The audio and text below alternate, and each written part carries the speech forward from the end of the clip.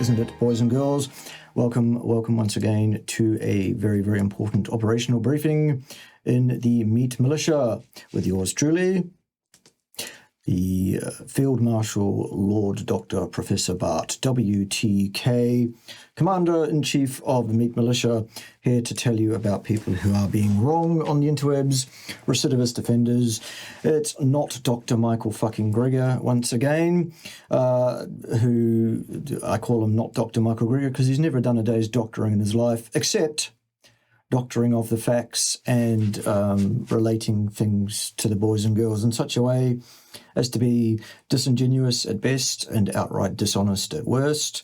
This is a lying sack of shit who really needs to be in prison, frankly. So let's deal with not Dr. Michael Greger and his ridiculous, pustulous, excremental bollocks. Once again, shall we? Off you go, Michael. Let's hear all about it. All right. 3, 2, 1. Off you go, Michael.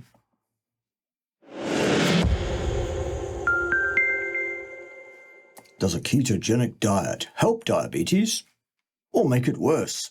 I'm going to guess wildly, randomly, that Michael Greger is going to suggest that a keto diet makes diabetes worse somehow, and he's going to be wrong. That's my prediction. I haven't watched this through, but let's do this off the cuff just for fun, because that's what we like to do here in the Meat Militia. We like to overcome very, very bad ideas with much, much better ones. Right. Ketogenic diets can certainly lower blood sugars, better than conventional diets. Great. There you go. We're done. Thank you very much, Michael Greger. First thing you've said that's remotely sensible in your entire life, I'm sure. You probably should have ended your video right there after 12 seconds, including the introductory splash screen there. There you go. Ketogenic diets can certainly lower blood sugars, better than conventional diets. And diabetes is elevated blood sugar. Nothing else. That's what it is. That's how it's diagnosed. That's how it expresses itself. The damage done by diabetes is because of the damage of sugar to vulnerable cells and tissues. We're done. But you're not done for some reason. Why aren't you done? So much so, there's a keto product company that claims ketogenic diets can reverse diabetes. Well, they can.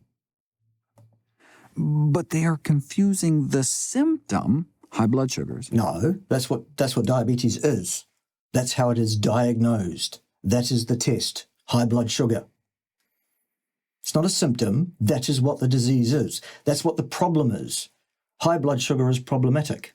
It causes damage to tissues. Ergo, it needs to be avoided, and that's what needs to be ameliorated.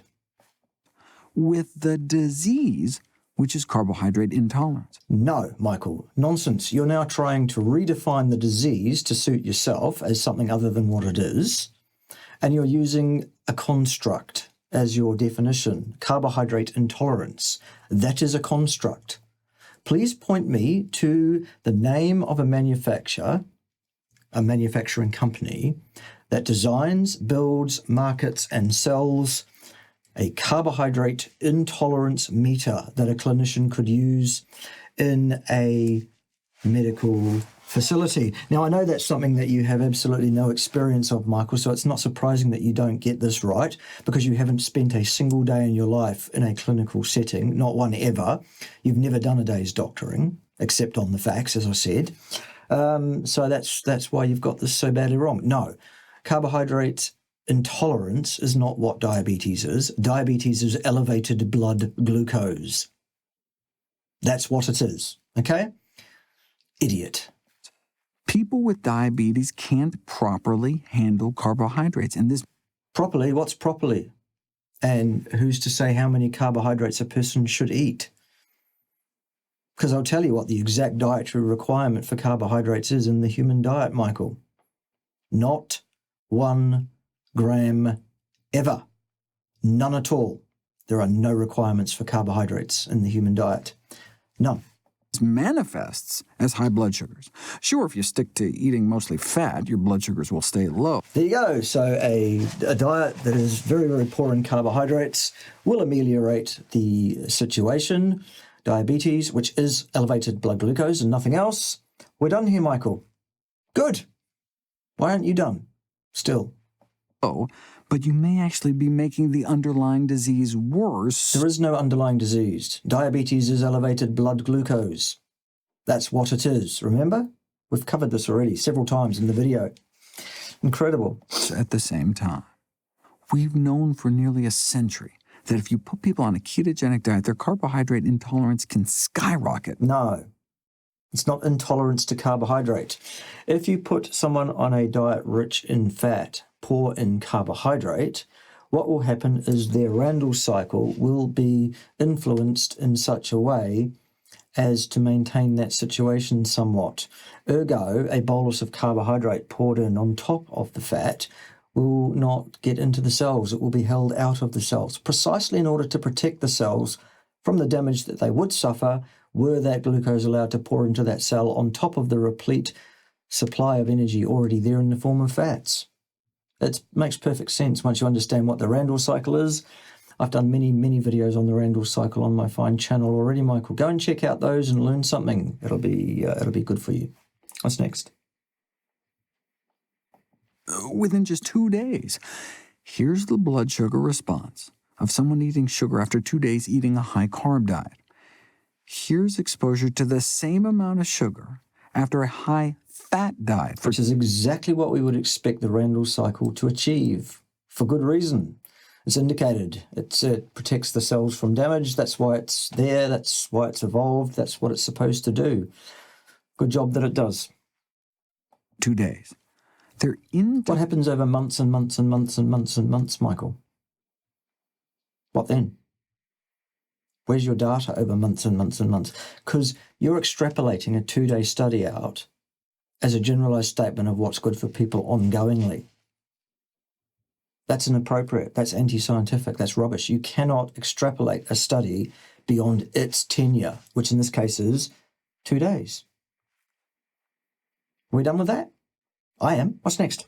Tolerance to carbohydrates. It's not intolerance. Intolerance is a construct. It's a concept. It's not a thing. There's no meter that measures this so-called intolerance. Skyrocketed on a high-fat diet. Skyrocketed. It's skyrocketed. If you don't eat your fruits and vegetables, you might die. Did you know that? You won't. 1 week on a 80% fat diet, you can quintuple your blood sugar. Yeah, well, that's a mixed macronutrient diet then, isn't it? 80% fat. What was the other 20? Was it all protein or was there some carbohydrate there, Michael? And so what? That's what's supposed to happen. That's indicated. Those cells are protecting themselves from glycation damage precisely because they do not need that glucose. They have enough energy in the form of fat. The doors are locked. Glucose can't get in. No, we don't need you. Go away. We don't need you coming in here messing us up. It's quite straightforward. Spike in reaction to the same carb load compared to a week on a low-fat diet. Even a single day of excessive dietary fat intake. Yes, we understand this, Michael. You're not making any additional points here. This happens because it is supposed to. This is what we would expect. This is the appropriate, correct functioning in the human body. No problems. Can do it. If you're going in for a diabetes test, having a fatty dinner the night before can adversely affect your results. Adversely? No. If there is still fat in those cells yet to be oxidized, that will prevent the glucose from pouring into that cell and damaging it, precisely because the Randall cycle is designed to do exactly that, and it does. What's your point? Besides no point as usual. One meal high in saturated fat. Yes, we understand this, Michael. It is the activity of the Randall cycle doing exactly what it is supposed to do. What is your point? Can make the cause of diabetes, carbohydrate intolerance. No, the cause of diabetes is what diabetes is, the way it is diagnosed, the way it is expressed, and that is elevated blood glucose. To meet diagnostic criteria as chronic diabetes, You need to have repeated measurements over a number of days of elevated blood glucose, both at rest and usually following oral glucose challenge. Okay? It is entirely ameliorable by correcting the diet. The disease is elevated blood glucose. The solution is stop eating exogenous carbohydrate. It is not necessary. It is not required. It is toxic. That person does not require that, and it is causing that person a problem. Stop pouring that nonsense down your stupid neck. Simple. It's worse within 4 hours. Now, with enough weight loss by any means, whether from cholera... What has this got to do with anything, Michael? This video is not about weight loss. This video is about diabetes, which is elevated blood glucose. And to be diagnosed as a diabetic person, it needs to be repeated measures over a number of days and corroborated probably by an oral glucose tolerance test. Okay? or bariatric surgery, type 2 diabetes can be reversed, but a keto diet for diabetes may not just be papering over the cracks, but actively throwing fuel on the fire. No, it's nothing of the sort. That's just a ridiculous opinion that you've backed with absolutely nothing to lead us to believe that you even know what you're talking about, Michael. At all. I've been trying to think of a good metaphor. Well, you failed. It's easy to come up with things that just treat the symptoms without helping the underlying disease, like giving someone with pneumonia aspirin for their fever. Okay, so now pneumonia is the same thing as diabetes, is it? No, Michael, you absolute ridiculous buffoon. You anti-scientific clown. Goodness gracious me. This is just ridiculous, isn't it, kids? What's next, though, Michael? What else are you going to say to us? Now, pneumonia is the same thing as diabetes, and it's an apt analogy in some way. No. Instead of antibiotics, but a keto diet for diabetes is worse than that. No, it isn't, because diabetes is elevated blood glucose. So a diet that does not pour glucose into the blood is indicated. We're done. It may treat the symptoms while actively worsening the disease. It does no such thing, because the disease is elevated blood glucose, and a keto diet reduces blood glucose, doesn't elevate it. Buffhead. So maybe it's more like curing the fever by throwing that pneumonia patient out into a snowbank. It's nothing remotely similar to that, you ridiculous buffoon. You absolute crackpot. Totally inapt analogy. Rubbish. Or maybe curing your amputated finger by amputating your hand. It just gets more and more ridiculous, doesn't it, boys and girls? Absolutely fucking ridiculous. No more unsightly finger stub. Notice, 12-year-old prepubescent supporters of Greg Douchebag, that Michael Grigger did not just advise us to amputate our hand, did he? No. Neither did I advise you to amputate any part of your body to lose weight at any time. Watch my fucking videos, you stupid little cunts, from start to finish, to see what it is I actually did say, rather than believing Greg Douchebag's creative editing of what he wants to make out like I said. Try that. One of the co-founders of MasteringDiabetes.org suggested it's like a CEO that makes their bad bottom line look better by just borrowing tons of new cash. Okay, so I'm presuming that the managing director, or whatever it was you just said, of Mastering Hyperglycemia, I presume you're talking about this character here, this clear paragon of health that we have on the screen at the moment there, Michael. This is a bloke who, by the way, is singularly unable to control his own A1C to a remotely acceptable range. His A1C approaches and often exceeds 6 That is a fail on managing diabetes. Sorry about that.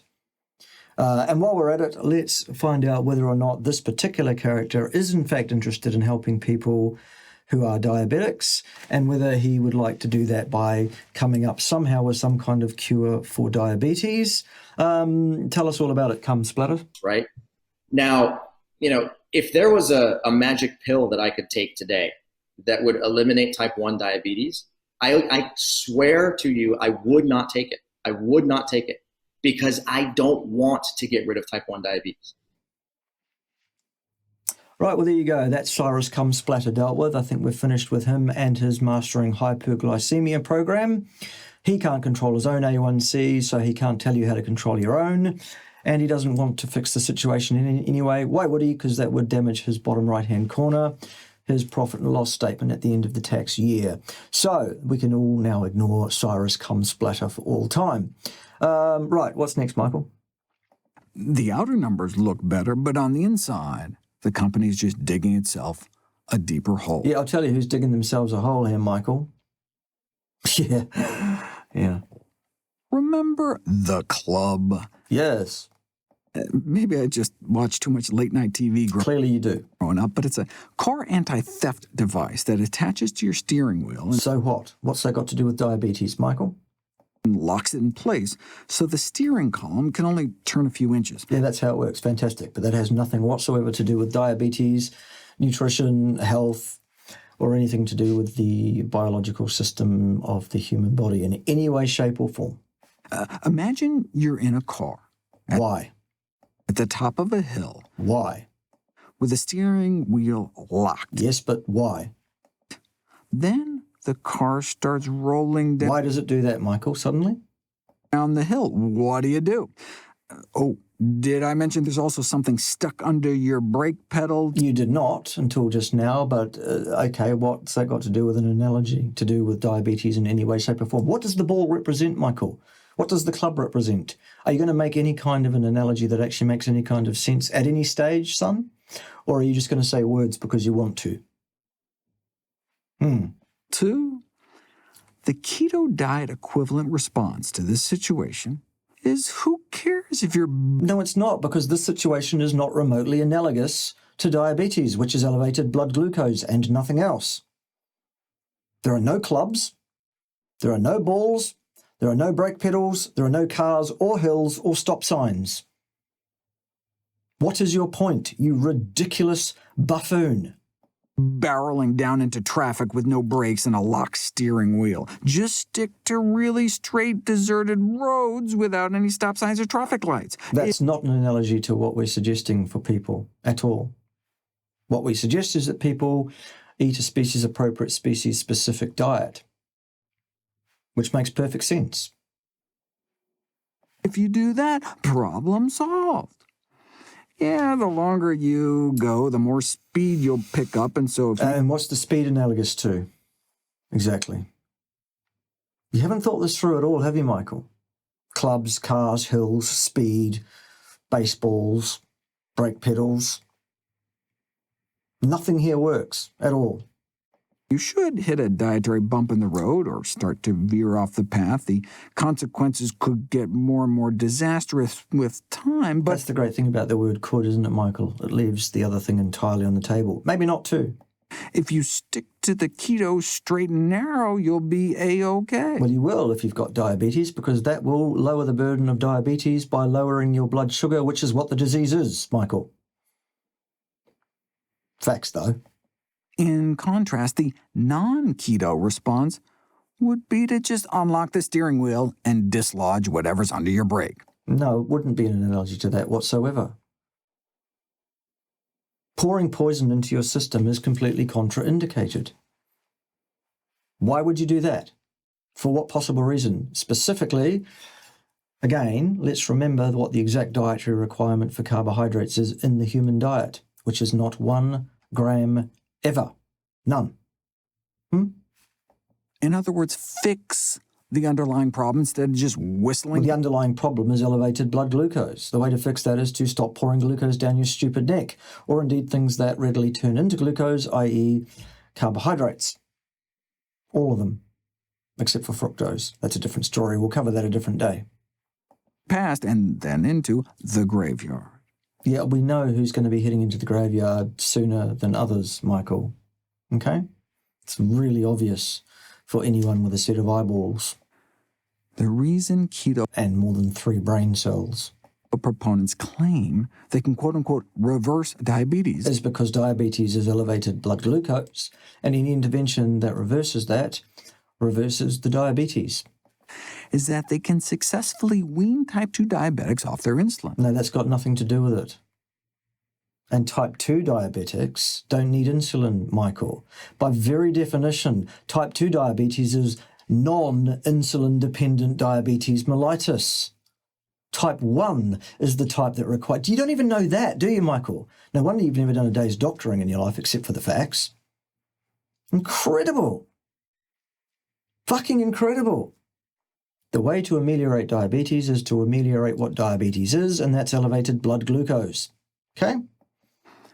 But that's like faith healing someone out of the need for a wheelchair. No, it fucking isn't. Another completely inept analogy. It's nothing remotely similar to that. By making them lie in bed. No, it's nothing remotely similar. Do I look like I'm lying in a bed all day? No. The rest of their lives. I've also never had a problem controlling my blood glucose. No need for a wheelchair if you never move. That's right, but that's got nothing to do with diabetes or blood sugar in any way, shape, or form. Their carbohydrate intolerance. That's a concept, Michael.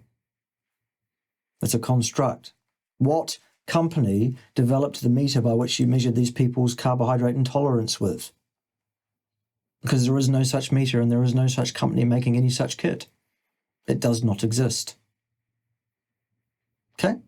Isn't gone, their diabetes isn't gone. It could be as bad or even worse. If the blood glucose is within the normal acceptable range, the diabetes is gone by definition, because that's what the diabetes is. It's blood glucose outside the range. Okay? Type 2 diabetes is reversed when you can wean people off insulin. No, type 2 diabetes, people don't require insulin. Remember, we've covered that just a few seconds ago. My word. As soon as they require insulin, they are a type 1 diabetic, Michael, by definition, which is the insulin-dependent diabetes mellitus. That's how we are making the delineation between the 2 forms of diabetes, or the 2 main forms. You don't even understand this, do you? Wow. Fucking incredible, isn't it, kids? Eating a normal diet like everybody else. Oh, right. So if everybody jumped off a bridge, would that be a good thing, Michael?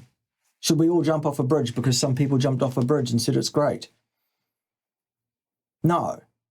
The species-appropriate, species-specific diet has been clearly identified using actual science, Michael. We know what it is. It's unequivocal, there's no question. Humans are obligate hyper-carnivores. Fact. If you consume a diet and live a lifestyle that's different from that, you will pay the price for that. At some point, your health will fail you. Simple as that. What's next?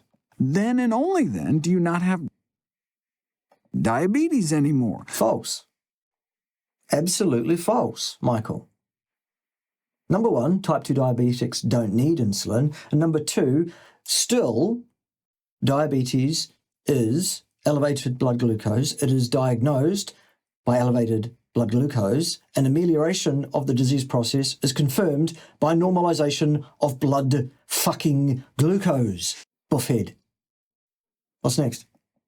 A true diabetes reversal diet is practically the opposite of a ketogenic diet. No, it isn't. False.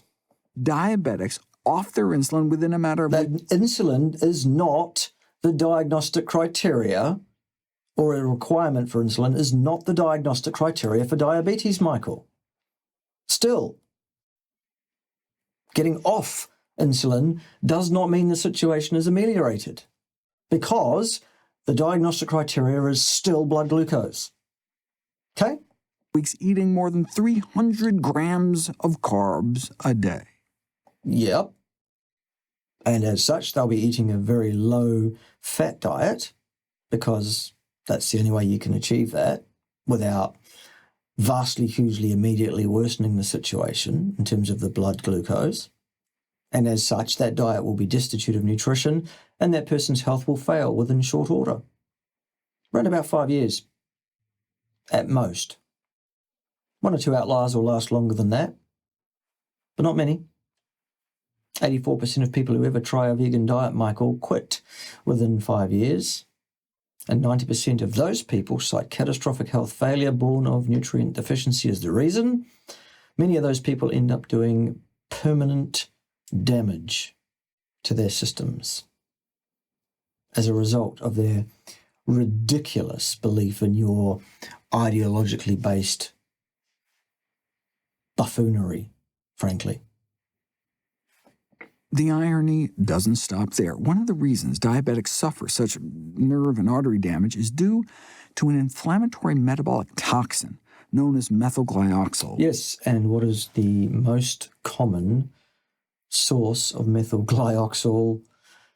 Well, it's elevated blood glucose, isn't it, Michael? Which you get from what, by the way? Oh, yes, that's right. You get that from pouring carbohydrates down your neck. That forms at high blood sugar levels. Methylglyoxal is the most potent creator of advanced glycation end products, the so-called AGEs, which are implicated in degenerative disease from Alzheimer's disease and cataracts to kidney disease and strokes. You get AGEs in your body from 2 sources. Yes. The most common, by far, is elevated blood glucose, by a long, long way. The other one is a very, very minuscule amount which can occur due to very, very high levels, very uncommonly high levels, of various ketone bodies. Not really a problem in people undertaking sensible nutritional ketosis at all. Sorry about that, Michael. Eating them preformed in your diet or making them internally from methylglyoxal if you have high blood sugar levels. There you go. Wow. This guy's incredible, isn't he? By which I mean completely lacking in credibility of any kind whatsoever. On a keto diet, one would expect high exposure to preformed AGEs, since they're found concentrated in animal-derived foods high in fat and protein, but we would expect less internal new formation due to presumably low levels of methylglyoxal given lower blood sugars. Now, right, so it completely offsets the issue. Good. Eating carbs. Dartmouth researchers were surprised to find more methylglyoxal. More methylglyoxal? Though, a few weeks on the Atkins diet led to a significant increase in methylglyoxal level. Yes, and what happens after months and months and months once the full metabolic transition has occurred and that person has normalized? So once again, you're wanting to extrapolate a short-term, poorly controlled, poorly disciplined study out beyond its tenure. Sorry, we're done. And those in active ketosis did even worse. What's active ketosis, Michael? How do you define that? Because we don't trust your definitions. You're defining a disease which absolutely is elevated blood glucose, defined as such, diagnosed as such, and treated as such, as something completely other than that, some concept. Intolerance of some kind. The only intolerance we have here in the Meat Militia, son, is intolerance to your fucking bullshit, to your absolute rancid, pustulous, excremental nonsense that spews forth without let or fucking hindrance from your rancid face cunt every day of your life. Doubling the level of this glycotoxin in their bloodstream. Yes, short term. After changing their diet suddenly without an appropriate transition period and not following them for long enough to allow them to stabilize. Good. It turns out high sugars may not be the only way to create this toxin. That's right. You also get some from acetone, so long as you've got a decent amount of acetone in your blood, which isn't really going to happen unless you're at the extreme levels of ketogenesis, precisely because acetone is fucking volatile, Michael. Okay? Idiot. Listen, one of the ketones you make on a ketogenic diet is acetone. Yes. Known for its starring role in nail polish removal. So fucking what?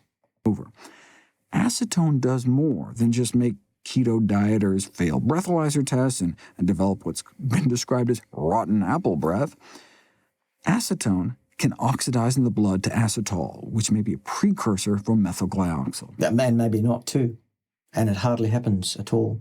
Show me proof otherwise. We'll wait.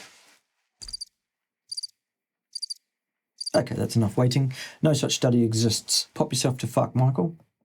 That may be why Do not pass go. Do not collect $200. Go directly to fuck and stay there.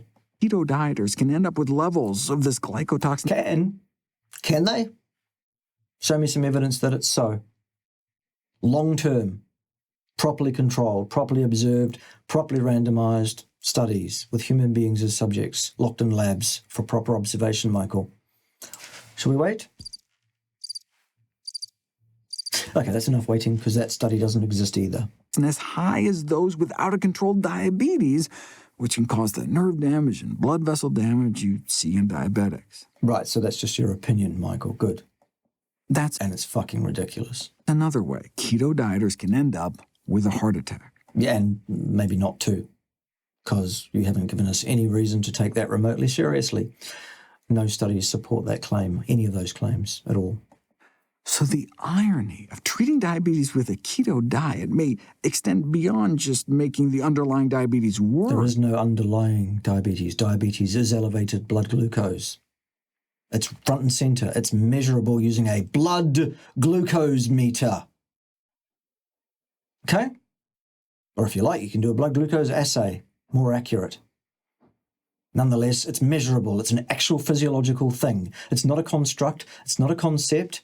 And it's not underpinned by anything other than usually actually a completely appropriate physiological reaction to poisoning your body with inappropriate and unnecessary carbohydrates. Okay, what's next? But by mimicking some of the disease's dire consequences. Yeah, nonsense.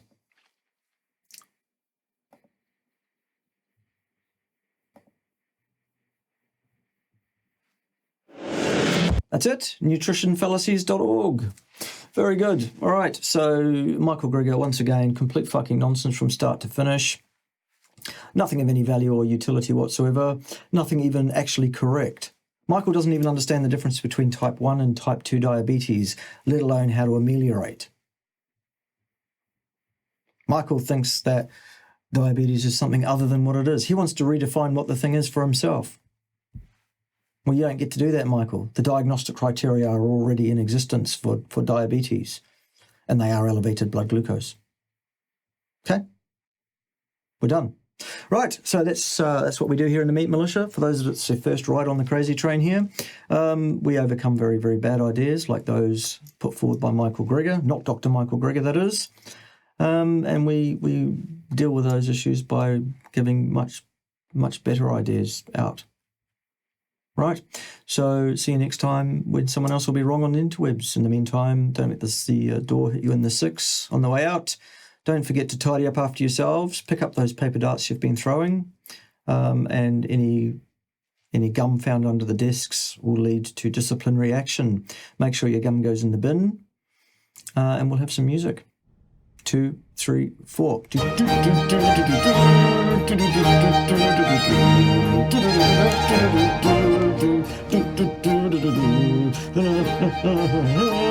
right, so that.